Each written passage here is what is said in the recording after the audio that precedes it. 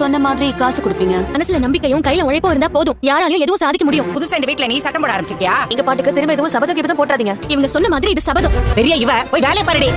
வழக்கம் போலவே முத்து போலீஸ் செக்கிங்கில் அருண்கிட்ட திரும்ப மாட்டிக்கிறாரு. எங்கள் தண்ணி அடிச்சு விட்றியா ஊதுறான்னு சொல்லி செக் பண்ணும்போது தண்ணியெலாம் அடிக்கலை. அப்போ ஊது அடிக்கிறாரு. இல்லை அதெல்லாம் ஊத மாட்டேன், அப்போ மேலே கேஸ் போட்டுறேன். என்ன கேஸ் போடுவோங்க? இல்லை வாக்குவாதம் ஆகுது. அருண் போலீஸ் ஸ்டேஷனுக்கு முத்துவை கூட்டிகிட்டு போயிடுறாரு. உடனே முத்து மீனாகிட்ட கூப்பிட்டு சொல்கிறாரு, திருப்பி அந்த போலீஸ்கான பிரச்சனை பண்ணுறான்ட்டு.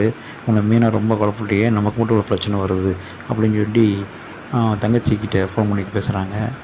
உடனே அவங்க தங்கச்சி, கொல்லப்படாதாக்கா எனக்கு தெரிஞ்ச போலீஸ்கார் இருக்கார் பேசுகிறேன் அப்படின்னு சொல்லிட்டு அருணுக்கு ஃபோன் பண்ணுறாங்க. இந்த மாதிரி எங்கள் மாமா பிடிச்சிட்டு போயிட்டாங்க, என்னன்னு தெரியல, சும்மா போலீஸ்கார் பிரச்சனை பண்ணிகிட்டே இருக்காரு அப்படிங்கிறோம்.